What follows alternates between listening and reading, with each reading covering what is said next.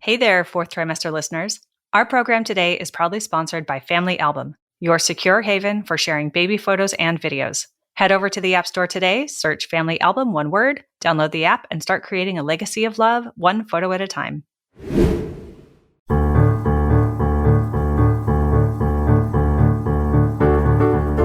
Hi, I'm Sarah Trott, and welcome to the Fourth Trimester Podcast. I'm a new mama, and this podcast is all about postpartum care for the first few months following birth, the time period also known as the fourth trimester. My postpartum doula, Esther Gallagher, is my co-host. She's a mother, grandmother, perinatal educator, birth and postpartum care provider. Fourth trimester care, our topic, is about the practical, emotional, and social support parents and baby require. And importantly, it helps set the tone for the continuing journey of parenting.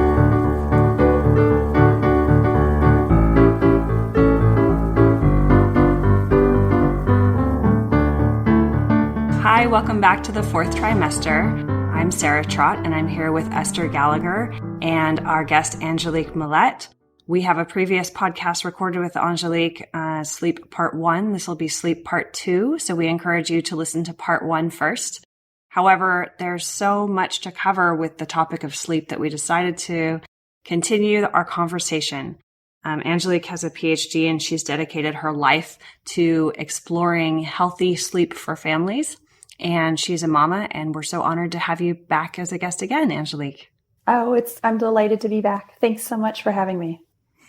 Yeah, we've got a few things on the agenda today, but I thought we would start with the question of what parents often expect in terms of sleep in the first 2 to 6 weeks and what's actually reality-based. And I thought, actually, Angelique, I would start out and talk about that and then jump in with you. Is that okay with you? That would be super. I would love to hear your experiences that you've had as a postpartum doula. Sure. So often parents have framed sleep in terms of an image of an infant, a newborn, that is a sleeping one, right? Because they're always sleeping in the pictures. Why is that? However, as often as not, parents have no idea what that actually is like. And often as well, they feel quite exhausted at the end of pregnancy and then getting through perhaps a long labor where they didn't necessarily get much sleep. They're imagining that they're going to sleep a lot somehow and feel well restored. Now, the fact is that in most cases, brand newborn babies in the first 24 to 48 hours will have one long sleep. 4 to 8 hours of sleep is actually not unusual, and it's also not wrong. It's good. Babies do that.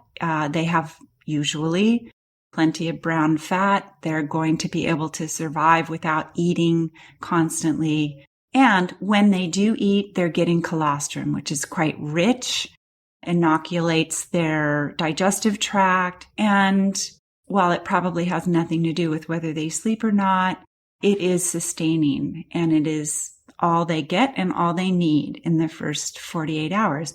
In the meantime, her body's going through many, many changes, and she will be making milk sometime on day 3 or 4.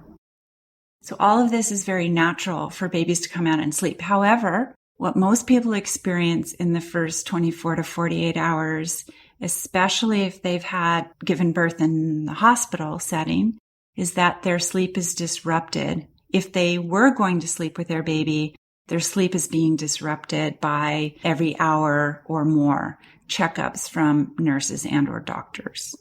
So that restorative sleep that most parents could be getting doesn't happen. In the meantime, also, parents are quite hormonal driven in the sense that there's a lot of adrenaline and sometimes cortisol and often a lot of oxytocin. And so whether or not they sleep, they are sort of biologically programmed to be alert to small sounds, the kinds newborn babies make. And so parents are attuned to their new baby. And so any sounds babies make are likely to wake them. Or they just might feel very, very tuned up and tuned in and not very sleepy. And that's also fairly natural, so long as it isn't how they spend 100% of their days in the coming weeks. So going forward into the next few weeks, babies are going to be sleeping short periods, 20 minutes to 3 hours at a stretch, and those won't be very predictable in the first week. If they become predictable at all in the first 2 weeks, it's not going to be the first week that they're predictable. So if parents are sleeping when their babies sleep, they will get a lot of sleep. But if they're insisting on texting and talking and watching TV and doing chores and things like that, it's highly unlikely they will get enough restorative sleep. And this is particularly true for new mothers who have gone through the birth process and are healing and recovering and establishing their milk supply in those first 2 weeks and breastfeeding what feels like 24/7. So that's my intro to sleep in the first 2 to 6 weeks. It shifts and changes over those next 4 weeks. Babies go through a growth spurt or two. That is often disruptive to what parents thought was the sleep pattern, and then a new sleep pattern is established. Of course, Angelique, you and I get to see parents who haven't managed to settle into any kind of restorative sleep cycles with their babies. And we know that that can be pretty devastating, if not just difficult. Very similarly to what you've described, I try to set some realistic expectations and do a little education. I think that parents are bombarded with images, opinions, information, misinformation, myths about infant sleep. And so they know that it's going to be tough. At the same time, they also are looking for strategies to implement right away. Mm-hmm. And I should just establish that a lot of the families that reach out to me, I feel fairly lucky and blessed in that way because a lot of them are waiting until their babies are a little bit older. Usually 4 to 6 months is when most families are reaching out, but I do get families who are reaching out in the first 6 weeks. And when I work with a family that has a young one that's under 6 weeks of age, then it's a lot about education and sleep routines and just observing their baby's cues and communication. Really, I think that's the most simple thing. Mm-hmm. I think it is the most simple thing. And yet, isn't it interesting how people don't see those cues and don't understand that? I don't know that I, as a first-time parent, really fully understood what my sleepy baby was indicating when she was sleepy. And I also felt that she was very wakeful, that it was super easy to wake her up. And I don't know that that was actually true, but I'm curious because of that experience, whether you work with parents who imagine their babies just can't sleep for more than 15 minutes or something like that. I do work with those parents. And I give them permission or encourage them to hold their babies. Mm-hmm. There's a lot of fear about holding babies for sleeping. And I'll focus here specifically on napping when I describe that. I especially see a lot of moms really concerned that they've got to put their newborns down for naps. I do a little bit of saying, hey, it's pretty normal for your baby to want to be held by you. And so let's find some realistic ways for that to happen, but also give you a break. I really appreciate that, Angelique, because, I would say to people, well, I just can't put her down. She'll wake up. And they would say, what's wrong with you? It was some terrible fault of mine, which was just distressing. It is. And really is. I know I've helped new parents a lot with how to get positioned in bed so that they feel really safe holding their babies and drifting off to sleep themselves. And that would have been nice if somebody had kind of shown me how to tuck myself in. Well, I certainly appreciated that.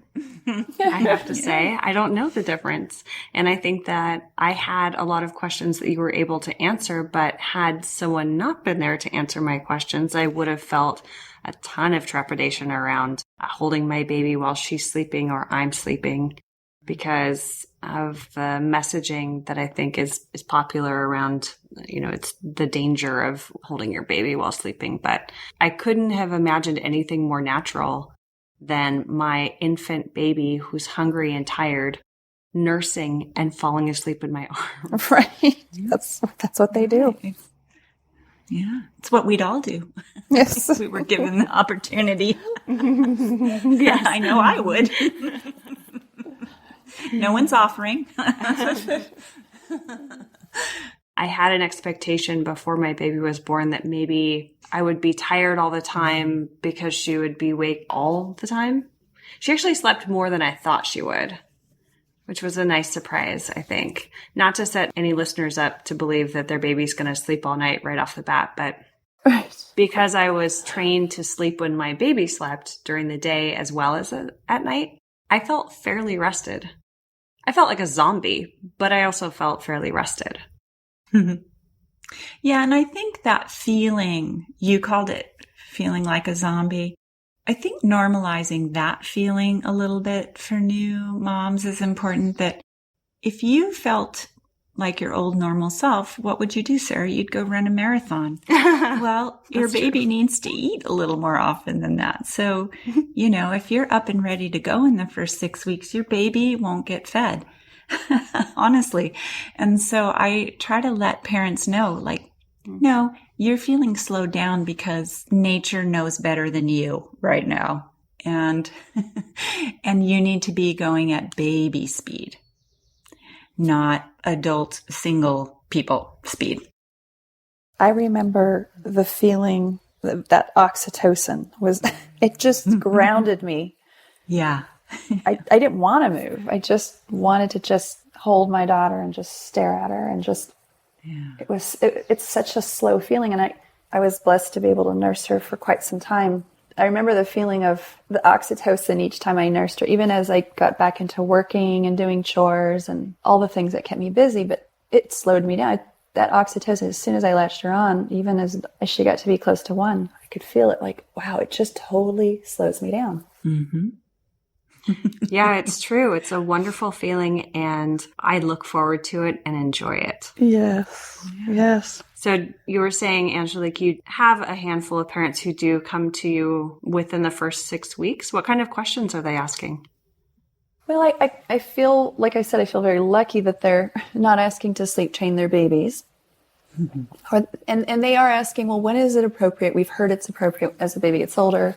They're looking ahead a little bit, contemplating the end of maternity leave and the new normal and the transition and what that's all going to look like, which I really appreciate.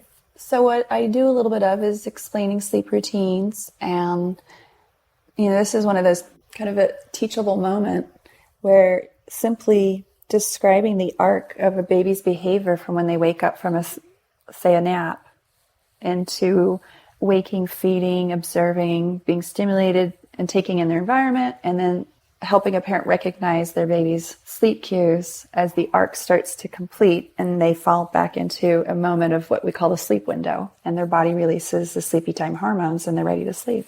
And helping a parent follow that arc is it can really change things. And it gives them a real important skill set for starting to understand the way that a baby communicates and this very subtle dance between a parent and a baby for picking up those cues. It'll be a couple of years before a child can actually say, hey, Mom, I'm really tired. Mama, I want to lay down. That's what my daughter told me the other day. At age 3, and she'd not slept well the night before. Mama, I'm tired. I want to lay down for my nap. Mm-hmm.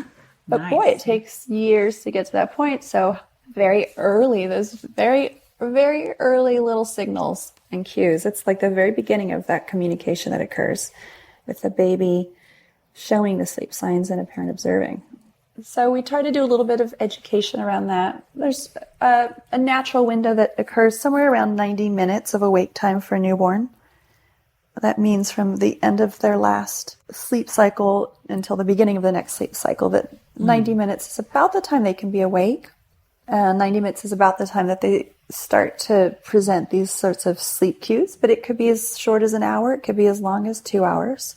It's funny, I'm really big on cues, but I also know that we're clock driven, for better or for worse. Yeah. It's kind of wired into us. So I say, watch the clock. It's okay to say that and to watch it. Watch the cues and watch the clock so that you get a little bit of information and feedback about what your baby may need next in terms of sleep.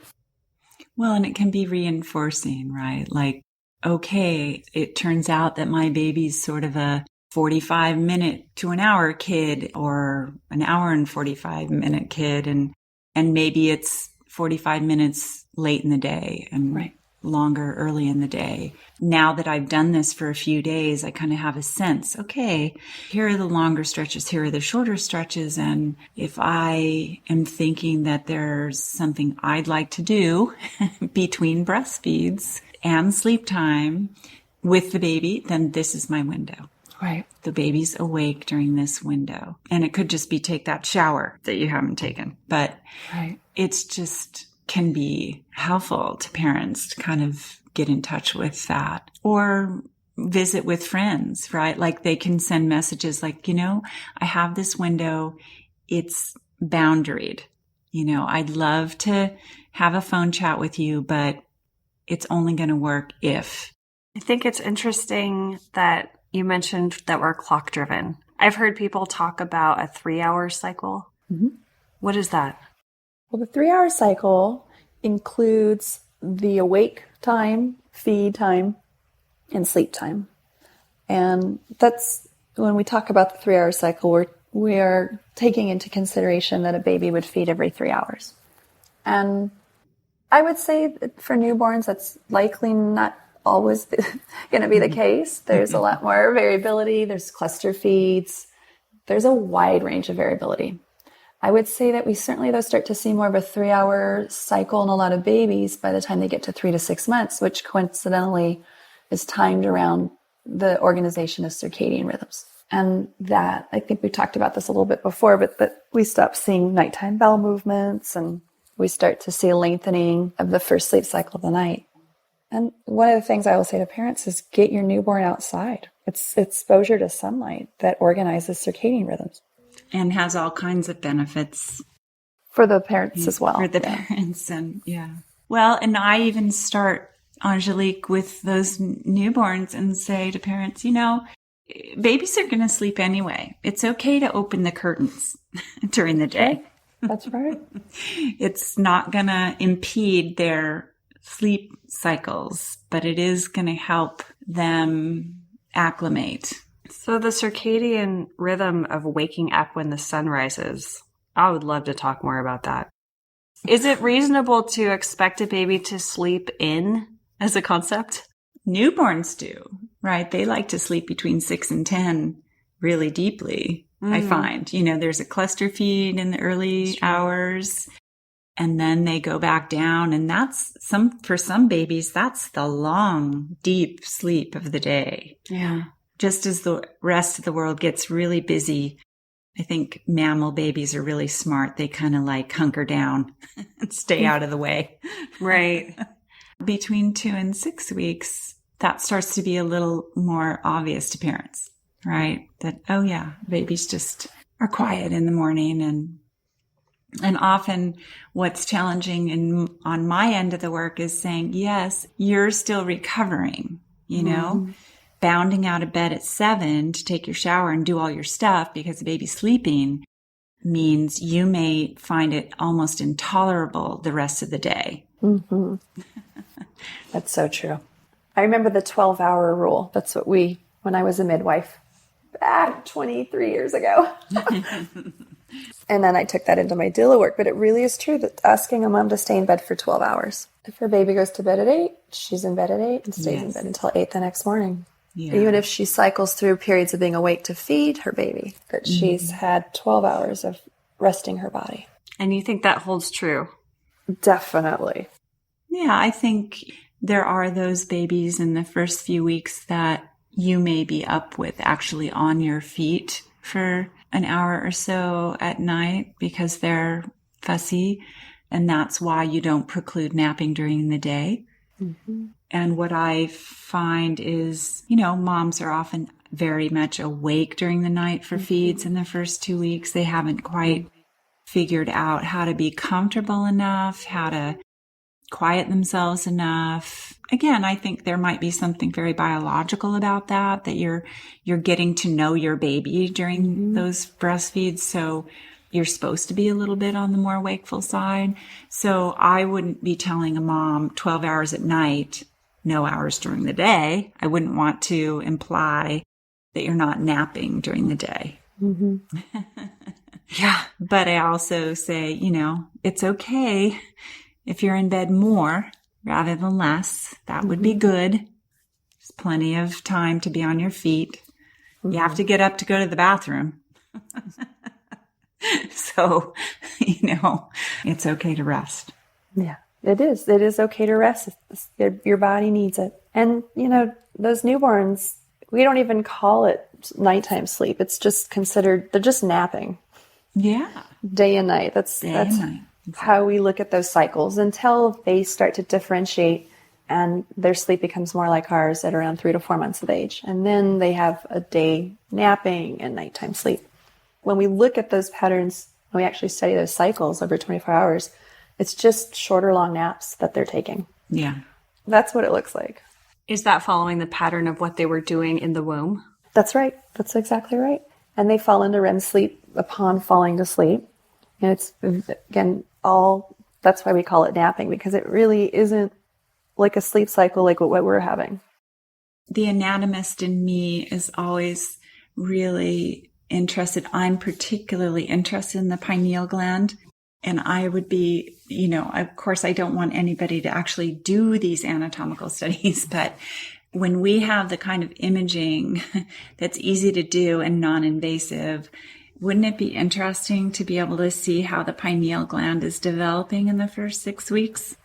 Oh, absolutely. First 12 weeks, really, because I believe it is. Like, it's not set in any way yet. The way we think of adults or nighttime sleepers being set.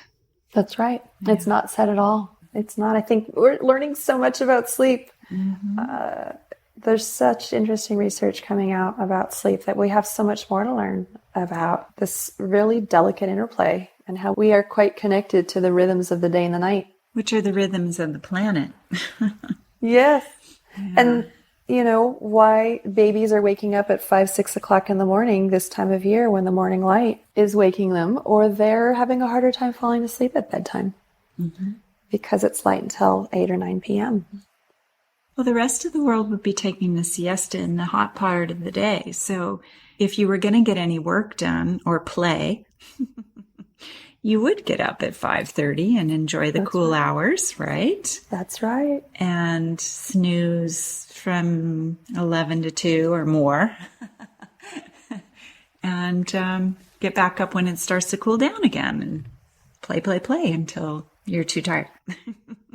I mean, it sounds like there are options here, and it keys around aligning one's schedule to the baby, right? Either the planet. Yeah, or the planet, right? Doing that or not, perhaps, is the question. Yeah. That's right. Well, I can tell you, Sarah, with my little daughter, there wasn't a choice. Nobody else was going to get up with her. So we got up. If I could get to bed and not be too disrupted other than to breastfeed her, that didn't seem like a terrible thing. It was pretty fun, actually. Yeah. Well, and for me, as tired as I might be, I love hearing the little cry because it means I get to have a cuddle and have that time with my baby. Mm-hmm. Right. Yeah. It's tricky when we're thinking about, and then I have, 12 hours at work that I'm supposed to be cognizant during. Yeah. Well, I notice that a lot of people are doing a lot of their work, and their work includes being in front of a computer screen way into the night. Well, into the wee hours of the morning. And I see that in couples, right? One of the two, usually the non-pregnant, hasn't just given birth person, has a job where their schedule links up with Australia or some darn thing like that. And so their sleep cycles are very different. Do you ever work with those families, and how do you help them? Is there help?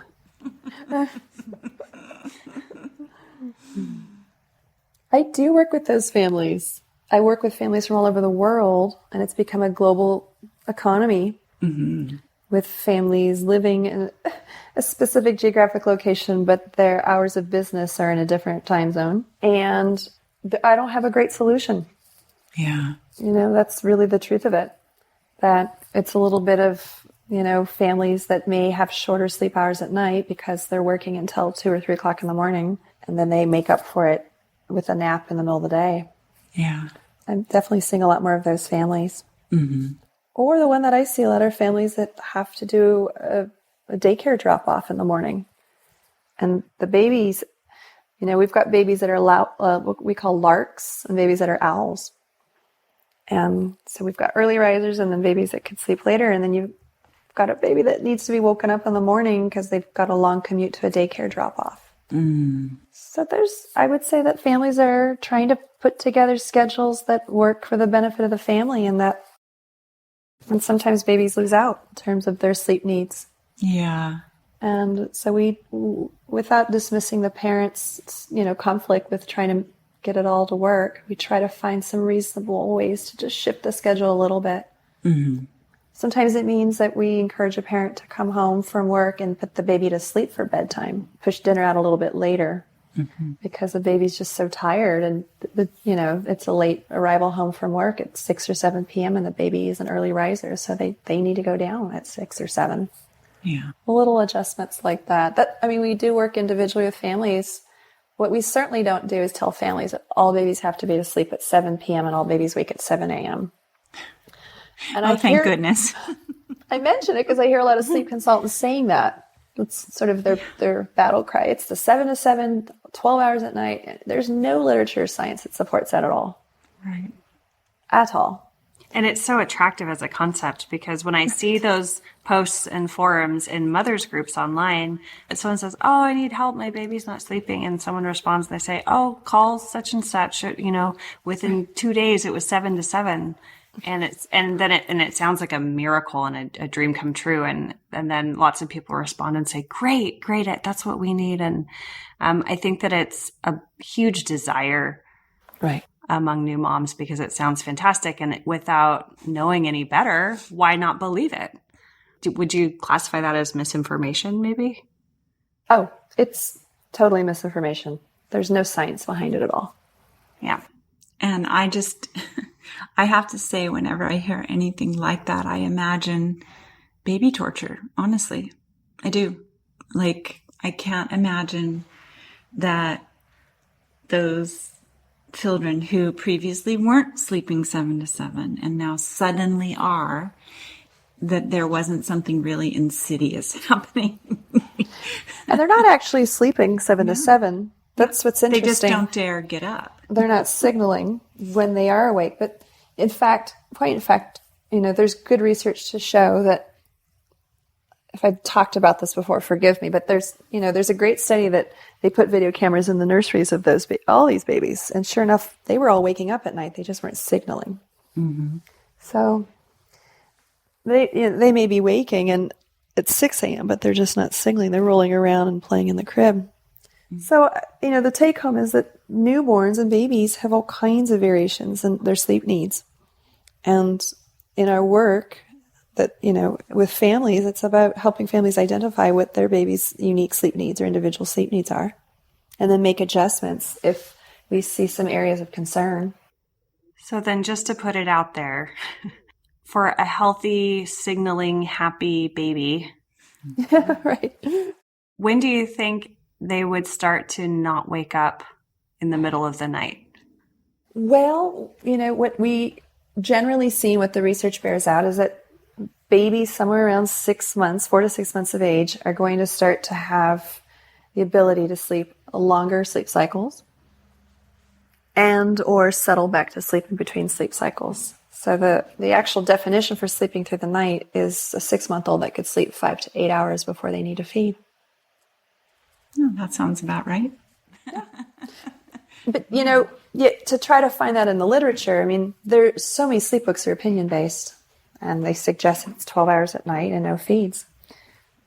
But in fact, the science shows us that we may very well be feeding a baby until they're 6 months or older. Well, I have a 7-month-old who's waking and feeding twice a night, and she seems very happy with that. That's right. So we really look at it in terms of what's this baby need, what's this mama need, what's this family need. Yeah. And we certainly can help families to wean a baby at night, but we step back and make sure that that's the appropriate thing to do. Yeah. And of course, the opposite of that is the belief that we could help a baby sleep at night, and that if we help them sleep, it means they have to wean for breastfeeding. That's simply not true either. And we do a lot of debunking that breastfeeding and a baby sleeping they support one another, that we can do that. Hey, fellow parents, can we take a moment to reflect on the joyous chaos that is parenthood? You know those days when our hearts swell with love at the sight of our little ones and we're bursting at the seams to share every adorable moment with the world. But let's be real. Some things are better kept in the family, and your loved ones who matter the most aren't always close by, and they might not be that tech-savvy either. So how can you easily share your baby's beautiful growth with loved ones while keeping your precious memories secure? I remember the frustration of trying to use some of the big tech photo solutions, only to find they fell short of what I needed. That's when I stumbled upon something truly remarkable, the Family Album app. The Family Album app was created to give parents a secure and easy way to share photos and videos with loved ones. It's an orderly and totally secure haven for your family's personal memories. I love that there's no third-party ads, no unwanted eyes, unlimited storage, and that it's totally free. So to all the parents who are out there still trying to use other messaging apps for your kids' photos, it's time to level up your family photo game with a free photo sharing app. Head over to the App Store today, search Family Album, one word, download the app, and start creating a legacy of love one photo at a time. Yeah. Another thing that I hear, and frankly, I just heard this from, I will say, a male pediatrician at St. Luke's. He tells this to all his patients when he's checking them out, is this correlation between a baby sleeping long hours at night and their weight, how much a baby weighs. And I don't know that I found that to be true in my life, and I'm not sure I'm finding that to be true in my clients' lives either. That, 8 pounds or 10 pounds or 12 pounds are somehow a magic number at which a baby will no longer need to nurse at night or will no longer want to nurse at night. And I'm wondering, I don't feel like I have a very sophisticated view of this. And maybe you could give us some sense of what that means or whether or not there's any merit in it. Well, I'm glad you're mentioning this because it's something that I also debunk. This myth that at a certain weight, a baby's going to sleep through the night and not feed, but there's actually no literature that supports that. Yeah. Surprise. There's no science to support that. And you'll hear, it makes sense because you'll hear sometimes it's 12 pounds, sometimes it's 14 pounds. So what we look for is, how does a baby put on weight over time? Because you could have a baby that's born at, say, 10 pounds, but they're having a hard time putting on weight. Right. So they may be 12 pounds, but we certainly aren't going to deprive them of nutrition at night if they're really slow to gain weight. So we really look at it. Every baby is individually, and we ask for birth weight. We ask for a current weight. We're less interested in the actual curve. We're more interested in how they're putting weight on over time, feeding method, transfer of milk if they're breastfeeding. Reflex can certainly impact how much feeding they're going to do, and if they're having small feeds because of reflux, again, we don't want to deprive them of milk at night, and we would keep some feeds at night. So it's really a dynamic way to consider sleep. We really take into account the full picture. But to answer your question, there's no science that supports that. And you'll hear it a lot. Oh, at 14 pounds, she should sleep through the night. But What if she was born, at 10 pounds and she's now 14 pounds at 2 months? Those babies are quite hungry, actually. Yeah. And I've seen them keep night feeds a lot longer than we'd ever think. And those babies needed solids a lot earlier, and they were including meat-based solids a lot earlier in their diet because they really put on weight quickly. Yeah. So genetics really plays a part in this too. Yeah. Well, and I get concerned for those big babies because it sort of, to me, signals perhaps a diabetic mother, and going long periods without stable blood sugar doesn't seem like a good idea to me for any reason, let alone sleep. Right. Yeah. And if you consider there's 8 growth spurts in the first year, what we try to do is we are really reshaping and shifting that belief that it's like you just cut out a night feed and you'll never hear from them again. We really want parents to know that growth spurts, babies' brains need milk. They're quite hungry during a growth spurt. They're laying down critical pathways for brain development. And what feeds those neurons is milk. It's food. So they may be quite hungry even at 10 months when they go through a growth spurt. It's not because they're manipulating a parent. And again, I don't think we believe that, but you'll hear it in the surround. Oh, yeah. The 3 of us today don't, but parents, sometimes that's what they're hearing. And that baby's quite hungry. They're going through a growth spurt and they need to have some food for a couple nights. Yeah. So it's our hope, and the premise of the Millette method is to really help parents see that sleep is dynamic. Angelique, I also deal with moms who are saying they're not getting back to sleep at night. And as often as not, it's because they won't eat at night. Their bodies are on a 24-hour, making milk 24 hours, metabolizing quickly. And they think they can get by with breakfast, lunch, and dinner and not eat at night. And their blood sugar's low. And I say, your brain knows if it needs food. It wakes you up to go find it. And during this special phase of breastfeeding, you probably need some calories at night, if nothing else, for your brain to go, okay, we can quiet down and go back to sleep. Self-care. Yeah. A lot of, I could personally relate to that. We just put it all into our babies and we forget, hey, this is around the clock. Yeah. Especially when our little newborns are in a growth spurt and they're eating constantly. Mm-hmm. And we forget to feed ourselves. And I think that's where, enlisting your partner, helpers, etc., to make that snack tray that Sarah could go into get from the fridge in the middle of the night if she had to, if no one else had brought it to her. I'm just going to have another baby, so Esther can be my postpartum doula. Okay. I mean, I'm hearing snack trays. I'm hearing about the family bed nesting training. I'm like, hey, this is sounding good. Yeah, it is good. It's wonderful. It is good. I mean, I feel like new parents really don't understand their own needs. And that's where I try to focus. I mean, breastfeeding and baby care is great. I'm not going to do that for you. I'm certainly happy to help you, but learning how you're going to be taking care of yourself when I'm no longer there is also handy. That's right. I think gets people through the long haul. That's right. Yeah.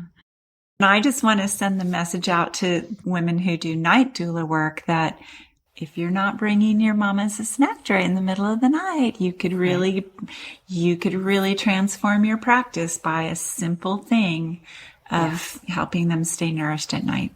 That's right. Yeah, I loved having the food available. And it was only after I ate it that I appreciated having it, if that makes sense. Mm-hmm. It really does. Yeah. I had no idea I wanted it. And then I would wipe the plate clean. Yeah. So you said something about diabetic moms. Well, babies don't automatically have diabetes, but they do sometimes have difficulty maintaining their blood sugar at birth. That's kind of an indicator of pancreatic difficulties. I don't think babies are necessarily born diabetic, but I think they're in a kind of a pre-diabetic state. They are. If they're what we consider hypoglycemic. Mm-hmm. They have, too much sugar. So they're managed, and usually they're just fine. It's just management of the sugar. And as long as they start to feed, there's not an issue. But the point is that babies need to feed. They're hungry. Yeah. And just because they're big doesn't mean they need to feed any less. That's exactly the point. And I'm glad you're reiterating it, that we make an assumption because the baby's born at 10 pounds that they could sleep through the night without feeding. And in fact, I don't think that's true at all. I also think that we're more likely to overfeed those babies as well, and make the mistake to feed them too much. So just a lot of concern is on babies that are underweight, which is, obviously there's reasons for that. But I think babies that are putting on a lot of weight quickly, that, we shouldn't just assume that they're ready to sleep through the night without feeding at 1 or 2 months of age because they were 10 pounds at birth. Yeah. Or they're putting on weight quickly. Well, and I would again sort of parallel that to a mother who is probably poorly nourished. Probably the reason she's developed gestational diabetes is because she's pre-diabetic in her daily life. And there's just then too much stress on the blood sugar system in the pancreas. And so she needs extra special healthy nutrition in the postpartum period to kind of get her body stabilized and hopefully produce a healthier milk for her baby. That's going to mean appropriate weight gain for that baby as well. Angelique, I know you have a lot of fabulous YouTube videos available for anyone who's interested in hearing kind of in-depth, step-by-step advice on the Millette method and sleep training for when their baby is appropriate, which is, I think you're saying 4 to 6 months. And last time we spent a little while talking about like a more modified, gentle version of an interval method. And we didn't really talk about the no-cry method. Is there anything you would want to touch on there? Oh, sure. I developed my low-cry method, 22 years ago. When I started out, I didn't feel comfortable using methods that included crying until I was quite sure about the research and my ability to really modify those methods. So I developed a low-cry method. I call it the rinse and repeat method. Mm-hmm. It's a great method. It is all about very gradual, slow change. High on parent responsiveness, meaning that the parent is very slowly separating from the baby. Baby's very slowly separating from the parent to get to sleep. And so it's a very slow process of, let's say a baby's used to sleeping on the parent or sleeping and feeding, and the parent's looking to increase separation. That's what really sleep changes are about, increasing separation, if you think about it. What we do with that method is we slowly help the baby learn to move further away from the parent's body, from mom's body, and slowly learn to move away from having the breast or the bottle in their mouth for feeding. But when we do that, we still keep the parent in proximity using, say, patting or shushing or massage to send the message to the baby that even though I'm not holding you or even though I'm not feeding you for sleeping, I'm still right here to help you sleep. I'm still close to you.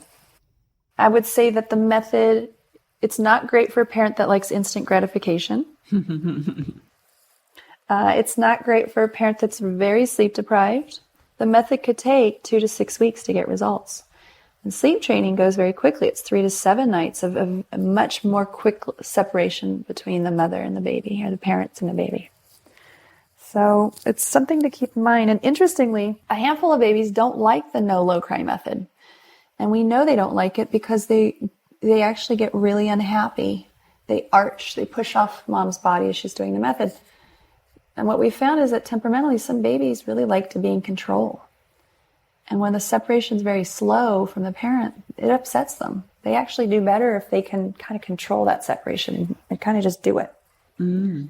So we take into account temperament. We look at how sleep deprived the family is. We look at parenting philosophy. We look at the age of the baby. This is a method you could certainly use with a baby that's just in the first month, because you could teach a parent to put a baby down into, say, pack and play or co-sleep or bassinet for sleep, but have the parent close by to just slowly move away from the baby. So it's a great method. And like I said, it's been 22 years that I've been using that method. It can be used for bedtimes. It can be used for nights. It can be used for naps. can be used for, say, 30-minute naps. If a baby wakes up after a short 30-minute nap and the parent observes that the baby still is tired, their eyes are closed, they're crying, they're kind of like saying, hey, I'm still ready to sleep more. And by the way, the length of the first sleep cycle for the nap is about 15 to 20 to 30 minutes. Mm. Then the parent can pick the baby up and very slowly help them back to sleep. So without making eye contact with the baby, because eye contact is about engagement and stimulation. So we teach the parent, close your eyes and just rock and help your baby settle back to sleep, and then slowly put them down again, but don't separate right away. Don't just walk away. Keep your weighted hands right on your baby's body, do some forehead massage, and let your baby know that you're still connected. Very gradual way of separating, holding a baby for sleeping or feeding a baby for sleeping. And if they cry the moment they're laid down? Then it's a pick back up.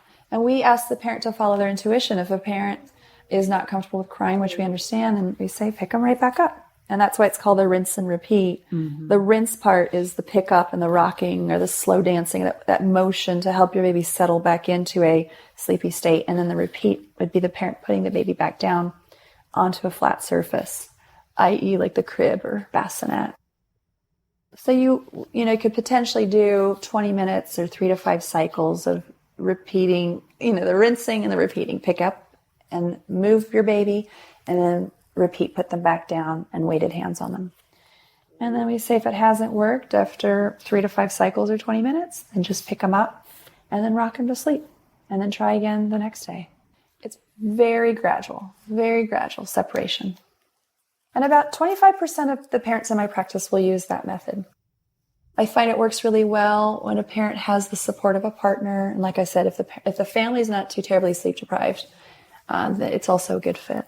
If the family is really sleep deprived, it may not be a great fit because it just takes a long time, which I can appreciate. Angelique, this is a funny little hack, and I'm wondering what you think about it. When I have parents say, I put them down for a nap in their bassinet and they just always wake right up. And of course, this is, again, usually in the first couple of weeks. And I say, well, think about it. You're asking them to go from a 98.6 degree surface to what might be a 40 degree surface. It probably is about 60, maybe 70, but still that's a 20 plus degree drop. Yeah.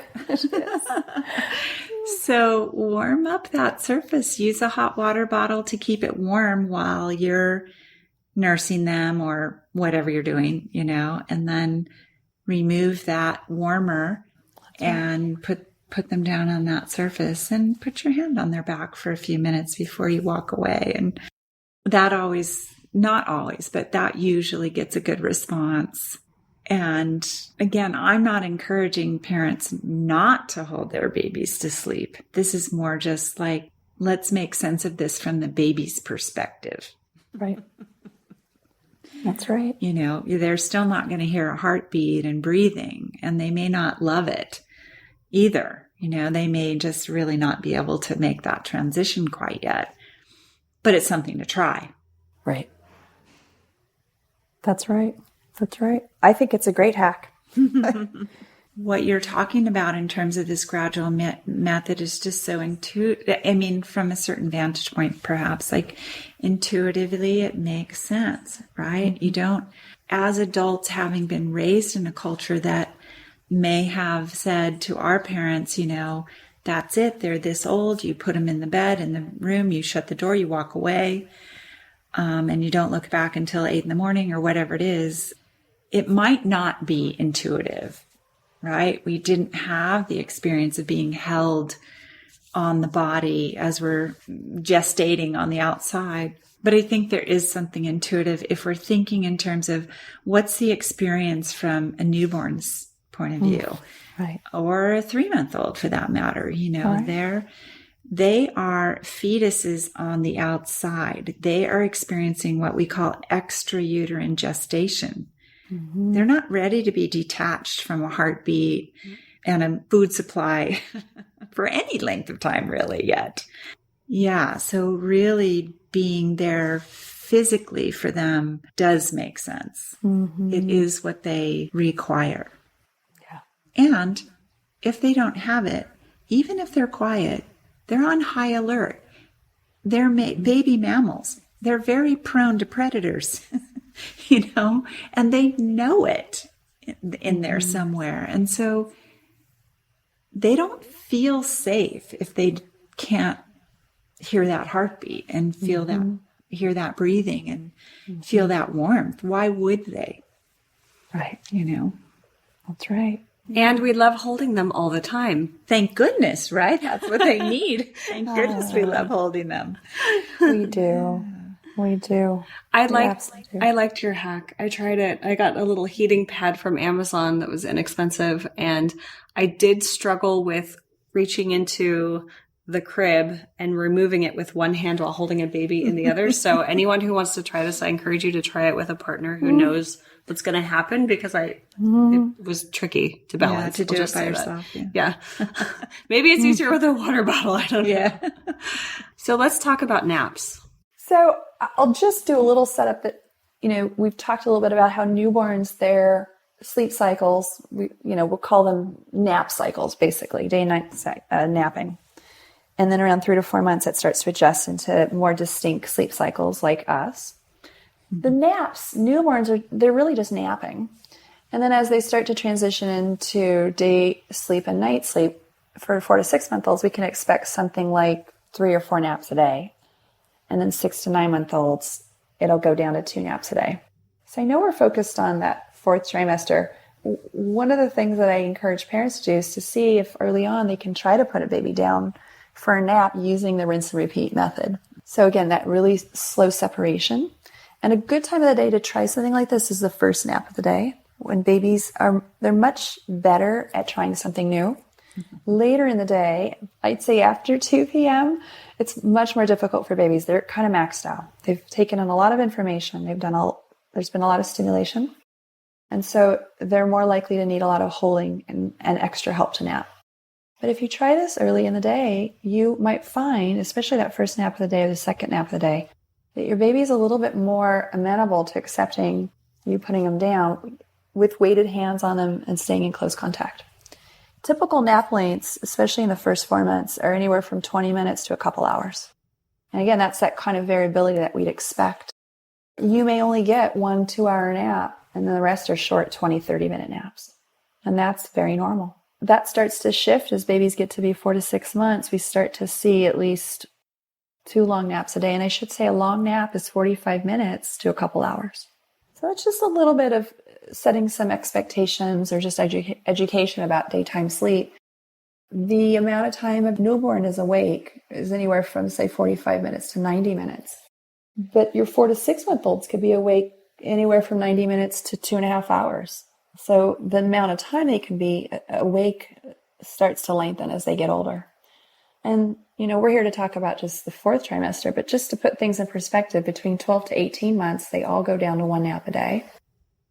And then starting around age 2.5 to 3, they start to not nap. I would say that early on, the feeling that the parent will have is that they're chasing naps constantly.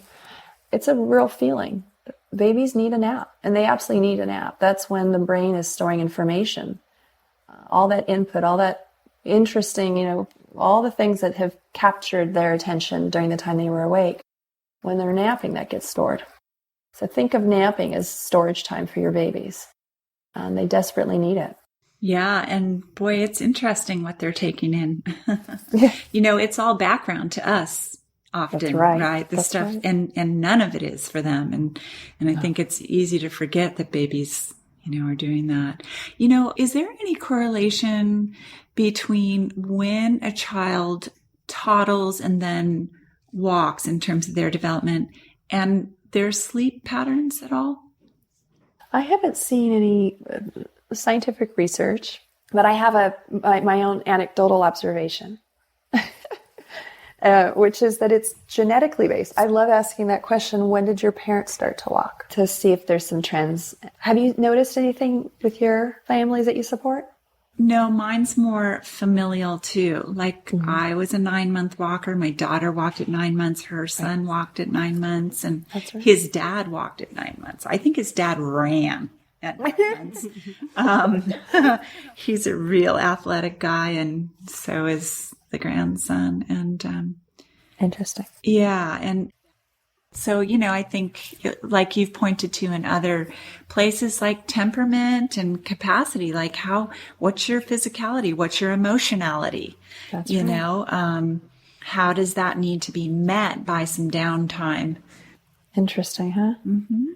Angelique, you are available to parents who have questions or who are interested in following up with you directly via your website. They can search for your name and find you, and you're available to do consultation. Is that right? That's right. We've got a website. It's angeliquemillette.com, and I provide home visit consultations, phone, Skype consultations. I also teach classes, and I've trained a wonderful group of practitioners who reside around the country, around the U.S., and they're also teaching the Millette method in their communities, which is incredibly exciting. We have our first member who's in Canada, in Toronto. Wonderful. So it's really exciting to be part of a groundswell of what I just feel so blessed, that exceptional practitioners who have a real progressive thinking about sleep and how to support families. Great. And you also have your own sleep swaddle that you created, and that's probably available as well. That's right. The heart swaddle. It's a hands-up swaddle. Nice. I'm a big believer in bringing babies hands up to fetal tuck position for swaddling. Mm-hmm. It's also a 2-in-1, so it's a combo swaddle and sleep sack, so you can remove the swaddle when baby no longer needs a swaddling. And then we have the webinars as well. Those are on my website, and they cover all kinds of topics for babies and toddlers. So angeliquemillette.com is the website. Perfect. Thank Wonderful, you again for spending Angelique. this time with us. Yes, wonderful as always. It's wonderful to spend the time with you. Thank you so much for inviting me, and really wonderful to hear what's going on in the work that you're doing, Esther. And Sarah, thanks for having me back. You can find out more about Esther Gallagher on esthergallagher.com. You can also subscribe to this podcast in order to hear more from us. Thank you for listening, everyone, and I hope you'll join us next time on the Fourth Trimester. The theme music on this podcast was created by Sean Trott. Hear more at soundcloud.com/Sean Trott. Special thanks to my true loves, my husband Ben, daughter Penelope, and baby girl Evelyn. Don't forget to share the Fourth Trimester Podcast with any new and expecting parents. I'm Sarah Trott. Goodbye for now. Hello again, bicycle man. I know you're doing all that you can. I wrote the song, simple and true. I wrote the song, I'll sing a song for you.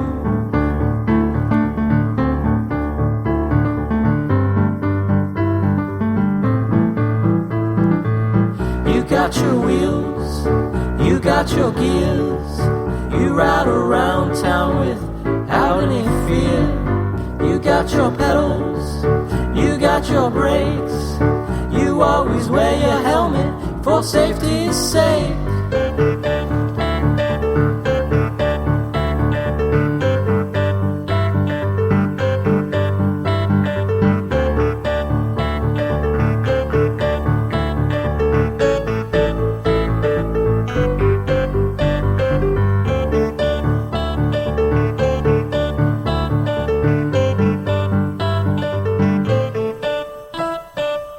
Hello again, bicycle man. I know you're doing all that you can. I wrote the song, simple and true. I wrote the song, I sing a song for you.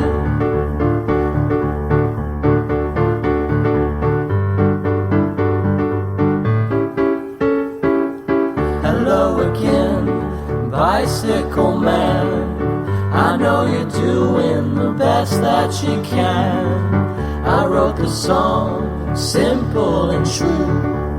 I wrote the song, I sing a song for you.